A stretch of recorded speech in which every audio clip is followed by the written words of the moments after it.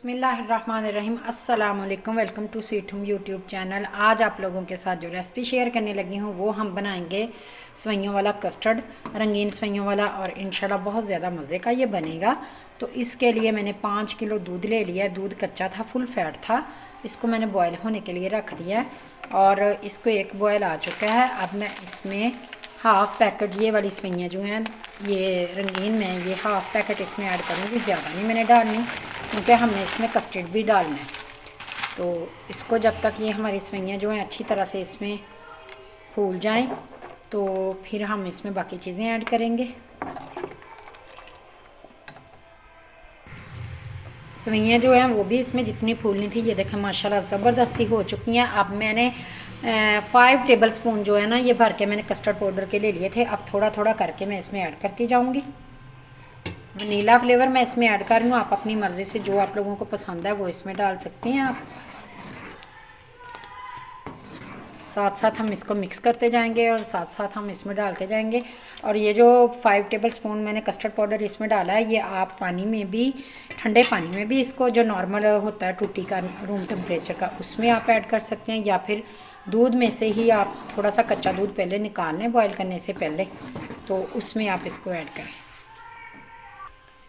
ये देखें माशाल्लाह जितना गाढ़ा हमें चाहिए था हो चुका है। अब हम इसमें चीनी डालेंगे। चीनी आप अपनी मर्ज़ी से डाल सकते हैं हस्बे ज़रूरत। मेरे पास थोड़ी सी बीच में शक्कर भी मिक्स थी, मैंने वो भी इसमें ऐड की, उससे फ्लेवर इसका और ज़्यादा ज़बरदस्त हो जाएगा।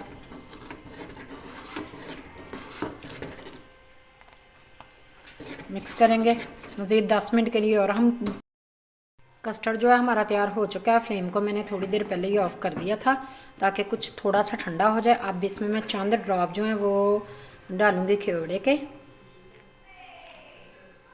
और साथ ही मैं इसमें बादाम कटे हुए, थोड़ी सी पहले मैंने इसमें किशमिश ऐड की थी। इसको मिक्स करेंगे।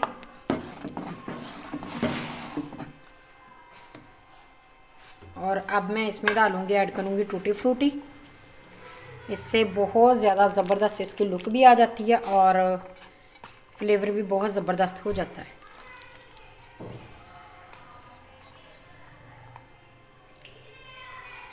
मिक्स करेंगे।